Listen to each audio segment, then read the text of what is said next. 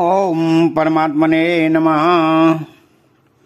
19वें श्लोक से 22वें श्लोक तक प्रकृति और पुरुष का विवेचन करके अब आगे के श्लोक में उन दोनों को तत्व से जानने का फल बताते हैं। तो य एवं वेन्ति पुरुषं प्रकृतिं च गुणैः सह सर्वथा वर्तमानोऽपि न स भूयो अभिजायते। अर्थात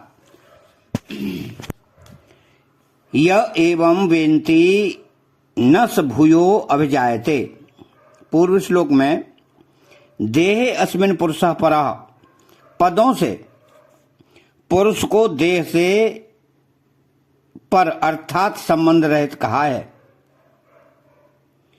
उसी को यहां एवं पद से कहते हैं कि जो साधक इस तरह पुरुष को देह से प्रकृति से पर अर्थात संबंध रहित जान लेता है तथा विकार कार्य करण विषय आदि रूप से जो कुछ भी संसार दिखता है वह सब प्रकृति और उसके गुणों का कार्य है, ऐसा यथार्थ रूप से जान लेता है, वह फिर वर्ण आश्रम परिस्थिति आदि के अनुसार प्राप्त कर्तव्य कर्म को करता हुआ भी पुनर्जन्म को प्राप्त नहीं होता। कारण कि जन्म होने में गुणों का संग ही कारण है। यहां सर्वथा वर्तमानोऽपि पदों में निषिद्ध आचरण नहीं लेना चाहिए, क्यों कि जो अपने को देह के संबंध से रहित अनुभव करता है और गुणों के सहित प्रकृति को अपने से अलग अनुभव करता है, उसमें असत वस्तुओं की कामना पैदा हो ही नहीं सकती। कामना न होने से उसके द्वारा निषिद्ध आचरण होना असंभव है, क्योंकि निषिद्ध आचरण के होने में कामना ही हेतु है। तो भगवान यहां साधक को अपना वास्तविक स्वरूप जानने के लिए सावधान करते हैं, जिससे वह अच्छी प्रकार जान ले कि स्वरूप में वस्तुतः कोई भी क्रिया नहीं है, अतः वह क्रिया भी क्रिया का कर्ता नहीं है और कर्ता न होने के कारण वो भोक्ता भी नहीं होता। तो साधक जब अपने आप को अकर्ता जान लेता है तब उसका कर्तापन का अभिमान स्वतः नष्ट हो जाता है और उसमें क्रिया की फलाशक्ति भी नहीं रहती। फिर भी उसके द्वारा शास्त्र विहित क्रियाएं स्वतः होती रहती हैं। गुणातीत होने के कारण वह पुनर्जन्म को प्राप्त नहीं होता। तो पूर्व श्लोक में आए देह अस्मिन् पुरुषः परः की व्याख्या इस श्लोक में करते हैं, जिसका विवेक जागृत हो गया है।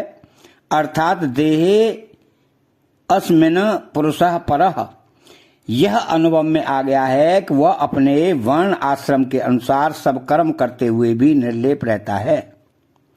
वास्तव में मनुष्य मात्र का स्वरूप निर्लिप्त ही है, पर गुणों के संग से वह लिप्त हो जाता है और बार बार जन्मता मरता है। तो गुणों का संबंध प्रकृति के साथ है, पुरुष के साथ नहीं। तो सर्वदा वर्तमानोऽपि पदों में आए अपि का तात्पर्य है कि वह आसक्त पुरुष की तरह सब बर्ताव करता हुआ भी निर्विकार रहता है। न स भूयो अभिजायते, जैसे छाछ से निकला हुआ मक्खन पुनः छाछ में मिलकर दही नहीं बनता, ऐसे ही प्रकृति जन्य गुणों से संबंध विच्छेद होने पर मनुष्य पुनः गुणों से नहीं बनता, उसकी ब्रह्म से सधर्मता हो जाती है। अर्थात जैसे ब्रह्म का जन्म मरण नहीं होता, ऐसे ही उसका भी जन्म मरण नहीं होता।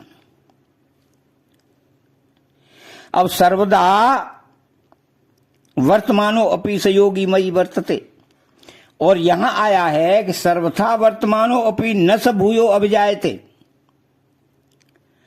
तो स योगी मैं वर्तते पदों में प्रेम की प्राप्ति है, और यहां आए न स भूयो अभिजायते पदों में बोध की प्राप्ति है। प्रेम और बोध दोनों में ही गुणों का संग नहीं रहता। दोनों में अंतर यह है कि बोध में तो जन्म मरण से मुक्ति होती है, पर प्रेम में मुक्ति के साथ साथ भगवान से अभिन्नता होती है। अतः चैनल को सब्सक्राइब करें, बेल आइकन घंटी को दबाएं और कमेंट बॉक्स में जय श्री कृष्णा लिखें, बोलो जय श्री कृष्णा।